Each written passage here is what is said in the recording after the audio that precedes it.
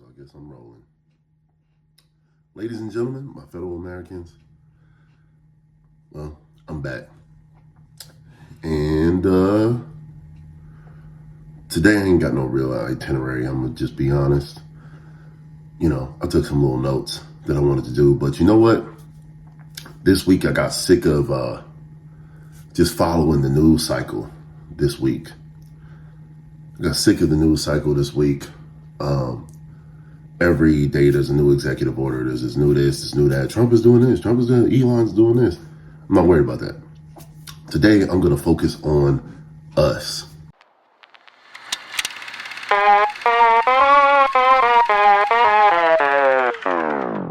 And I want to start with, and I don't know if this applies to other demographics or other races or whatnot, but I wanted to start with this whole this government Psyop MK Ultra thing that goes on in black media, especially in black media podcasting. It's weird, man. Every time I hop on TikTok, right? Yeah, every time I hop on TikTok, every time I hop on Instagram, my FYP on my feed on Instagram is a bunch of podcasts that keep talking about relationships. And I'm gonna be honest with you, from my assessment, they be giving y'all a lot of terrible advice. Now, before I, get into why, let me qualify, why I think it's terrible advice. I am the living benefactor, right? The living end result of two people who have been in a matrimonious, harmonious marriage for 30 plus years and counting. So if anybody could tell you about relationships, it'd probably be me, just because I had a front row seat to what it really looks like.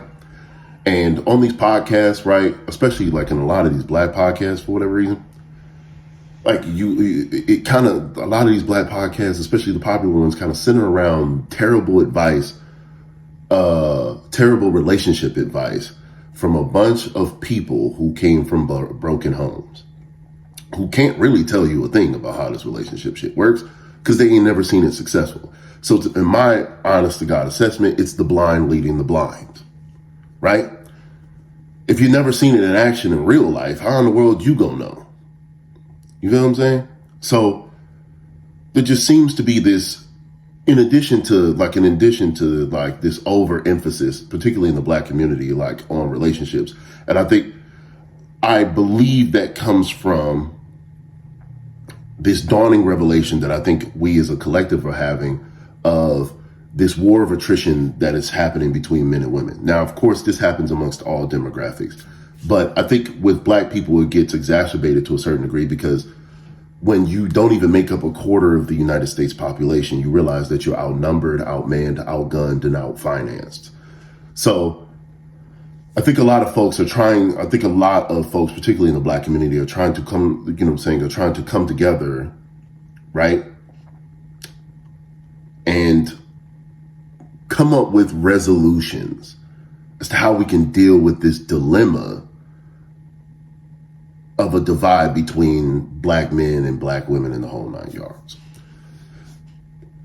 Personally, if you wanted to understand that, if you wanted to understand the solution to it, there's going to be a common theme for me in my podcast. I'm going to always refer to history to give you guys a reference as to what you can do to deal with your present and ultimately have solutions for your future. So let's start with how the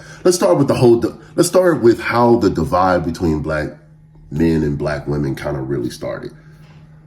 How it really started as it pertains to how how these kids grow up in the modern day era, right?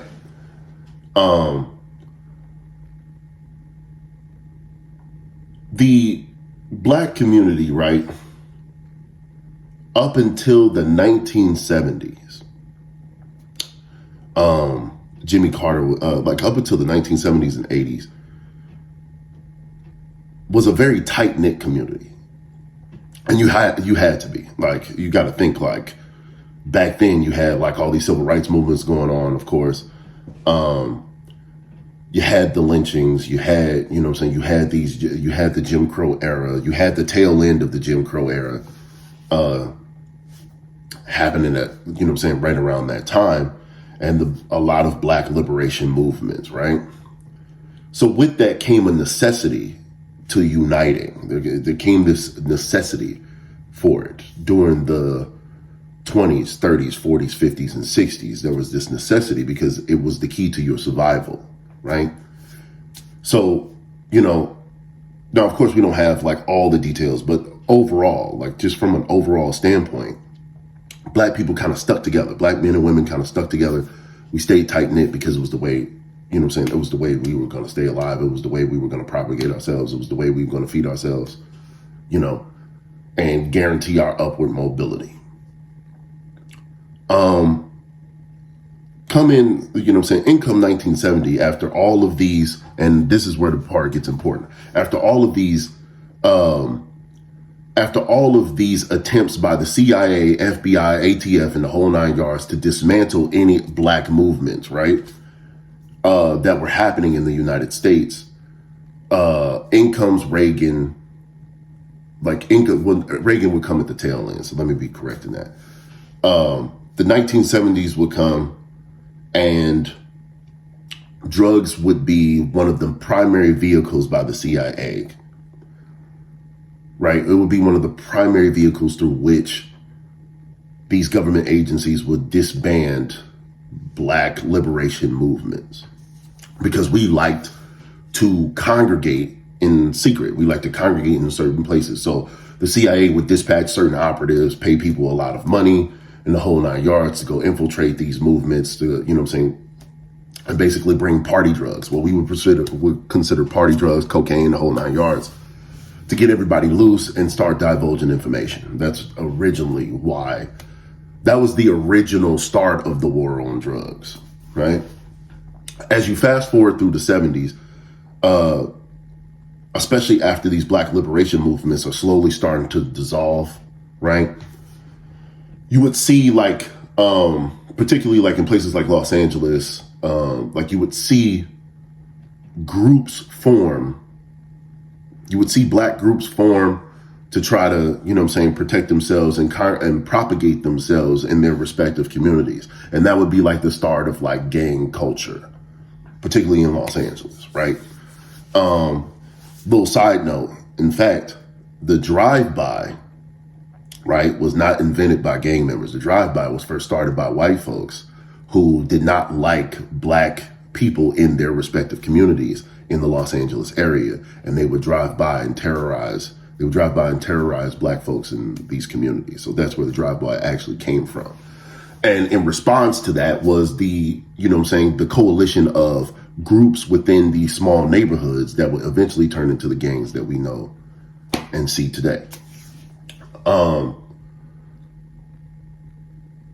But in the midst of the loss of economic opportunity and upward mobility with the dismantling of these black liberation groups, coupled along with a lot of major changes in the economic market, particularly like, for example, the GM plant in Detroit shutting down. So all of these people that would have otherwise made a whole bunch of money, who were these black folks that were making a whole bunch of money, right, working for like manufacturing plants and stuff like that, essentially ran out of a job overnight.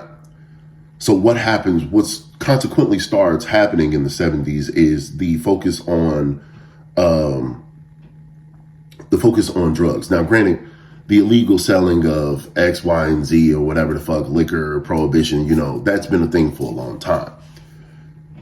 But the 70s would be like a watershed hallmark moment in that, in the sense of now people were doing this everywhere to try to make money and survive, right?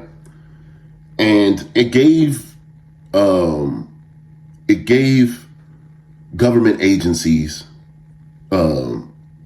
the security class, the whole nine yards, a means to be able to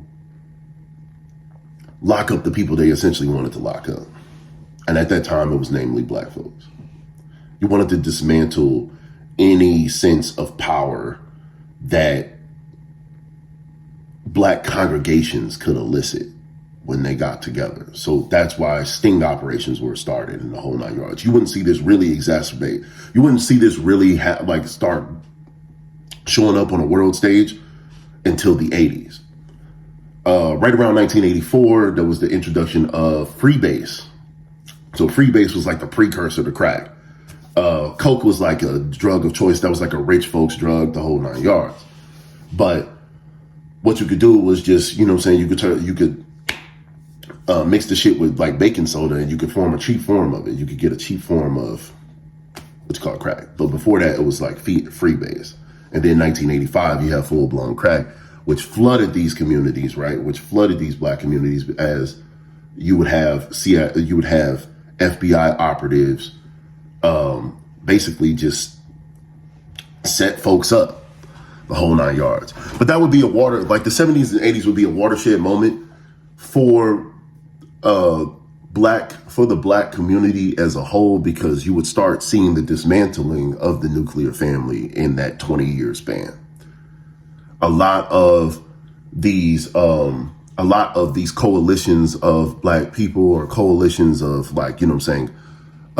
these coalitions of men would get shaken down because they're selling drugs to try to put food on the table, trying to make money, because these jobs all of a sudden are not available to them. Like, you got to think, like, in the 1960s, most black workers worked blue collar jobs because you had all these manufacturing factories in the whole 9 yards. So once that went away, it was like, all right, what do we do next? Because there's no, you know what I mean?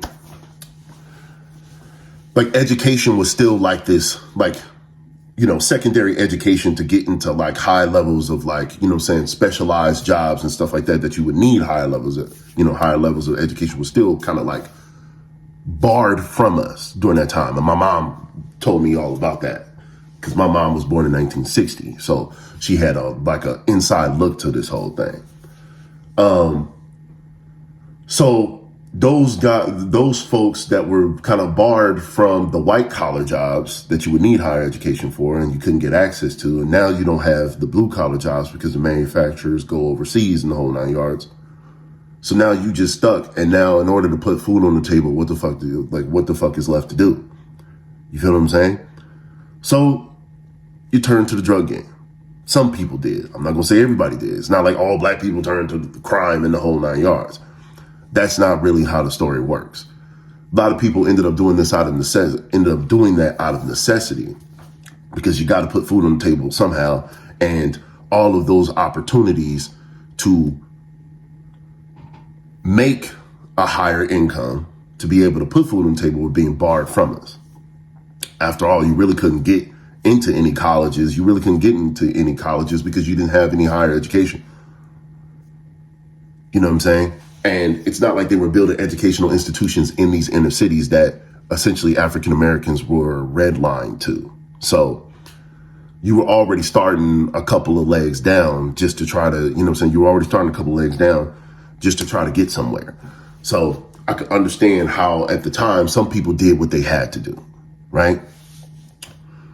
But the introduction of racketeering charges, because not just black people, but black and Latino folks, Latin kings up in, Chicago, the whole 9 yards. We were, they were making so much money from the drug game. The racketeering charges were introduced, right? Stop and frisk was introduced. The 1994 crime bill was introduced. And all this basically did was shake down anybody who could potentially be a part of the drug game. And at that time, it was perceived, the common perception was black and Latinos would be involved in drug crime in the whole 9 yards. So you would see the prison population skyrocket from the mid to late 70s on into the 2000s, primarily of black folks. It would be like, and the shit would be minor offenses too. That's what stop and frisk kind of fucked people up. Fucked our community up, is because stop and frisk allowed police officers the whole 9 yards to stop anybody. If you looked like you fit the bill, Boom. And say you had like a little dime bag of weed on you. That's a 20-year charge. There's motherfuckers right now that's sitting in prisons right now, serving a 20-year bid for a dime bag that we're turning around and building whole businesses, whole marijuana businesses. And dude back in the day went down for 20 years for a dime bag, the whole 9 yards. So along with that was the removal of the father from the nuclear, the nuclear black family, right? Because so many black men would end up being arrested, sent to prison during this time. So then there became this media representation of the black woman being the foundation strength of the family, because it was just the mother there from a lot of folks. Just the mom was there because the father was in jail or whatever the case may be. And where I honestly think there's a misrepresentation in that is because in black media, even through hip hop, I'm even going to keep it a stack, you would get the idea that that was what was happening everywhere in black families. And this is where I wanted to slight technical difficulty, boy. Somebody called me in the middle of this whole damn podcast like an idiot. But the media representation of the black family was one of dysfunction.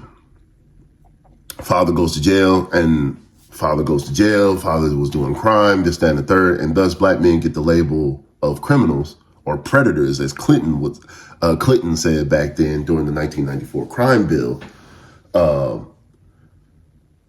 And consequently, you have this representation of black men and women that's arguably grossly incorrect. All right. And that would carry on into the future. That would carry on years down the line, like years, right? Through his, like everybody's complicit in it. The messages that we portrayed in hip hop contribute to it, right? The shows that we made contributed to it. The movies that we made contributed to it. The media representation of us contributed to it. So everybody had a part in this, right? So because of that representation, a lot of the kids, a lot of the adults that you see today were the children who were indoctrinated with those images. So from their perspective, and this is where I see the huge divide between men and women, particularly black men and women, is that black women are made to be seen as the strong foundation stalwart of the family, which is very much true, right? But that, people misrepresent them in the sense of, oh, they can handle everything because they go through so much trial, tribulation, and strife. And it makes them, in my opinion, look less ladylike, look like they're just these workhorses for other people's trauma, for other people's problem. And that's a gross misrepresentation of black women. On the flip side, you got black men. The perception is seen as you either want to be a rapper, you want to sell drugs, you don't take care of your kids, you don't take care of your family, and you don't marry black women, and the whole, and this whole heap of mess, right? That arguably, to me, mischaracterizes literally 90% of black men. But what you get in media, right? What you get through media is essentially 10% of the whole, is 10% of the story being represented as 100% of the whole thing. So now you got everybody thinking that this is what being black is all about. This is what black women are. This is what black men are. And now what you're seeing in these podcasts are a bunch of people who are internalizing an experience that doesn't even represent, the whole of who we are, who and what we are. So you see a lot of black men and black women just going at each other in these podcasts, just trying to get the aha moment. Oh, you're selfish. Oh, you're narcissistic, and the whole 9 yards. And really it comes from the misunderstanding of one another. You were never indoctrinated to be matrimonious with one another. That's what I see from you. That's what I see from us. And I think it's men and women as a whole. Like, you're not even trained to look at each other as teammates first. You're trained to be husbands. Like, they teach you to be a husband, they teach you to be a wife, but they don't ever teach you to be they don't ever teach you to be a partner first. They don't ever teach you to be a teammate first. So you're coming from a place of misunderstanding about the other side. 24/7, 365. And that's what you see on these podcasts 24/7. 50-50. Who, you know what I'm saying? Who pays all the bills and all this other stuff and traditional gender roles and all that. And what you realize is that everybody's experience is going to be different. Okay? It's going to be relative to the reality that you live in. Because once you get off social media, you get done with tonight's conversation, when you get done with all these other media realms, you still have to live in the reality that you're in. If you live in fucking Denver, my nigga, you're going to be in Denver. I don't know what Denver look like. I don't know what it's like to live in Denver or whatever that lifestyle is. So who am I as a black man in St. Louis telling you, a black man, about your experience in Denver? That's where you grew up. That's where you came from. That's your thing. Same thing with LA. We might have some shared experiences, and yeah, some folks might know some people that are dead, like deadbeat fathers or whatever the case may be, but that's everywhere. It's everywhere. But what happens is through the media representation of us, you start thinking that the family problems of deadbeat fathers, deadbeat mothers, or the mom and the dad fighting with each other over the child and all this other foolishness, you start to think that that's just everywhere. And I call that the Jerry Springer effect. You start thinking that the drama, right, with the other side is indicative of all of them. All men are the same. All women are the same in the whole 9 yards. So I think both sides, men and women, particularly black men and women, are being misrepresented by the years of media indoctrination that we've gone through post-war on drugs. That's why you think of black men the way you do. That's why you think of black women the way you do. Because that's what you've been taught to think. Most black men don't want to be rappers, money. Most black men don't want to be deadbeat fathers. As a matter of fact, I think I read a statistic somewhere that said like 82% of black men marry black. So it's not like men are getting successful and just running off with white girls and all that. And even if some of these black men get with white women or whatever the case may be, it's such a small percentage. It does not represent the whole. But what you're seeing on TV, and this is where the MK Ultra part comes in, what you're seeing on TV would make you think, what you're seeing in media would make you think that that's happening with everybody. And it's not. It's just not the truth. Because as soon as you turn that phone off, as soon as you turn that TV off, you're in your reality, which is your reality. That's where you at. You know what I'm saying? If you're a black girl from Lexington, Kentucky, that's your reality. Your reality is not, oh, every black man is deadbeat dad and the whole 9 yards. Like, that's not your reality. So I'm not knocking y'all for thinking the way that you do. This is the MK Ultra thing.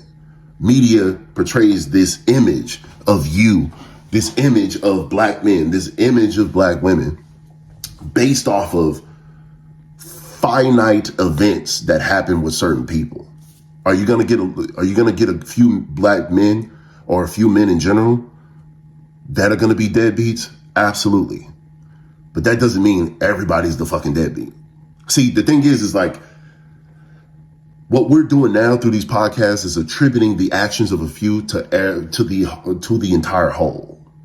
And that's not the truth. It couldn't be any further from the truth. You know? And because of what we see, we try to emulate that. You know, the game of humanity is a monkey see, monkey do league. What you're seeing is what you're going to try to emulate. Right? And for most people, you spend more time in your damn phone and in your damn television than you do outside. So what are you trying to emulate? You're emulating what you're seeing. Some of these folks' experiences, right, on these social media pages and shit like that, don't even be y'all's experiences. You living vicariously through something that you've never lived in real life. Because this is what everybody does. But you're doing it because that's what everybody does. That's what everybody's watching. When you get with your friends, what are they? They're watching X, Y, and Z on fucking TikTok or whatever the case may be. So a lot of this strife between men and women comes strictly from misunderstanding each other, right? Because of the messages that we've been told about each other. And those messages don't be real. All men ain't the same. Truth be told, if that was the case, we would actually get along a lot better. But as men get older, I'll tell you the honest to God truth, we really don't get along because every man's got his own thing. Every man's got to have his own domain. There's a reason why you can't be 35, 36, 37, 40 years old still living with your father. Because it's complicated. Because you want your way of life and your father has his way of life. You know what I'm saying? So we can't all be the same. It's the same thing with women. Everybody's got to have their own thing. So everybody's going to lead their own version of life. And what we do is try to put everybody in these particular boxes because it's easier to understand. You don't have to do as much mental legwork to understand somebody if you paint them as everybody else. You paint them as every other motherfucker. It's easier for you to understand. So you're not doing the intellectual homework. And that's what I'm saying. And that's the biggest problem with this government psyop of podcasts, but you know what I'm saying, and black podcasts, in my opinion, is it removes the responsibility for you to do the homework on the people that you interact with on a daily basis. So instead, what we're doing is we're just saying, oh, well, that's a black woman. She's probably mean. She probably this. She probably too much. She probably over the top type shit. And that's just lazy. That's intellectually lazy. Same thing with black men. Oh, man, he's a black, you know what I'm saying? He's a good looking black man. He probably got a white girl. He probably dating a white girl. He's probably a deadbeat dad or some crazy ass shit. That's intellectually lazy. You know what I'm saying? And that's what these podcasts I'm seeing, like that's the theme that I see in these podcasts, from my opinion, is, and these media, like, you know what I'm saying, these media spaces, is they put you in a position where you're misrepresenting the other side because now someone else is telling you what to think. You see what I'm saying? Some motherfucker that you never even met before. Like, you never seen this nigga in person a day in your life, but he telling you how marriage works. Do you even know that he's been married before? Do you even know if he has parents that have been married for any long period of time? You see what I'm saying? Like, folks be telling you a reality that's not real. Okay. Like, oh, every black dude wants to rap. No, bro. No. I've seen some dudes, bro. Like, I've seen black folks, bro, that don't even like music. And it's the weirdest shit in the world to me. Like, it's like, wait, what? Like, what are you talking about? Like, what do you mean? They just like dead silence. And I think that's some nerd weird shit, but that's them. I'm not going to sit there and disrespect them for how they move like that, but it's just them. That's just how they get down. A lot of folks don't have the same experiences that you do. Even if we both black, that don't make us like the same. You know what I'm saying? You hear people say all the time that, oh, well, we're not a monolith. Like, whether it's black, white, whatever. Oh, we're not a monolith. Well, you got to believe that first. You feel what I'm saying? You got to believe that, you know?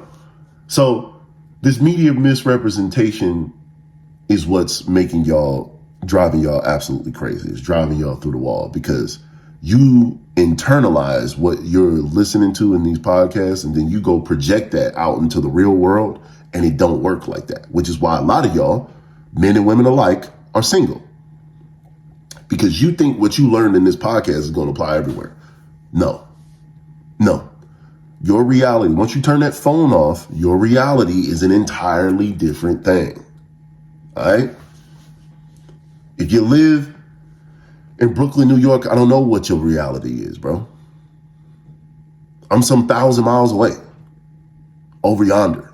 I don't know. I don't know the people you hang with. I don't know how you think. I don't know none of that. I would have to do the intellectual legwork to be able to understand you. So a little bit of advice if you want to learn how to trust, you know what I'm saying? If you want to learn how to trust people, if you want to trust people, give them an opportunity to be themselves around you. And once they show you, believe them the first time. Once they show you who they are and what they are in the whole 9 yards, believe them the first time. But don't paint a picture, right? Don't try to paint a picture when you don't even have a canvas. Because that's what a lot of these folks are doing. You're painting a picture of somebody, you ain't got the canvas yet. You ain't even seen them long enough to know. You just think, oh, well, because he's black, he's going to have X, Y, and Z characteristics, this, that, and the third. No, that would be a gross misrepresentation. You might get to know this person, you know what I'm saying, in an intimate fashion. And now you realize, oh, this is not who I thought it was going to be. And that's what happens to a lot of people. And this is why a lot of people end up single. It's because you have an expectation of who this particular individual is. Understand that everybody presents themselves like they're in a job interview when they meet you. Everybody's going to tell you what they want you to see them as. But that's not the real them at the end of the day. You'd have to do some legwork to get to know this real person. And I think what the media does is try to remove that from the equation. Maybe not purposefully. I just think for the sake of views and clicks, things have to be simple. You see what I'm saying? Because that's what draws the human attention. And because it has to be simple, you end up skipping steps, i.e. the intellectual legwork it would take to actually get to know somebody. It skips that step. So we can get a broad generalization of what this demographic is, of what Asian dudes are, of what Spanish dudes are, the whole 9 yards. And you lose the individual in all that. And that's where a lot of y'all's divide comes from, is because you don't understand the individual. You just understand what you associate with that person based on looking at it. So get to know the people that you're around and get more in touch with the reality that you actually live. Because like I said, half of you motherfuckers are listening to people on the internet that ain't ever lived a day in your shoes. They might have some things that you like, and y'all might have some commonalities in the whole 9 yards. But always remember, that person was never in your shoes, bro. And if you want to get married, if you want to do these things, if you want to have successful relationships, you might want to talk to people who've lived them. That's another thing. You might want to talk to folks that've been through it, because you'll be surprised at some of the answers that they give you. And I'm not even gonna lie to you about that. It'll surprise you. Even till this day, my parents have been married for as long as I've been alive. And some of the stuff they be telling me about, bro, I'd be like, oh, I didn't think that would be a part of the equation. And it absolutely is a part of the equation. It just surprises you. You know what I mean? And once you talk to people who really live this, you'd understand that it's not as black and white as you think. And I think with relationships, we try, in particular, we try to make things as black and white as possible. But that's simplifying the human experience. And you can't simplify the human experience because everybody's going to be different. If you try to fit yourself in a mold, the more you're going to find yourself out of that mold. For real. Especially as you get older, because it's just not going to be conducive to how you want to live your life. It's just the bottom line. You try to fit your wife into a mold, the more she's going to break out of it. You try to fit your husband in a mold, the more you're going to try to break out of it, because that ain't him. What if the strong, tough black woman that can take everybody's trauma isn't your black wife? Now what?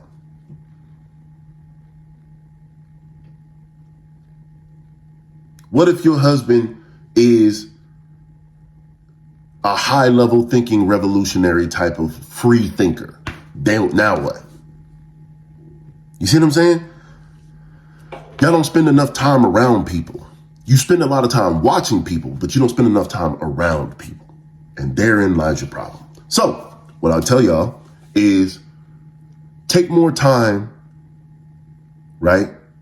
And be more deliberate and intentional in the environment that you're actually in. Live your life first, right? Live your life first before you start going to the internet, because the internet can't really teach you nothing.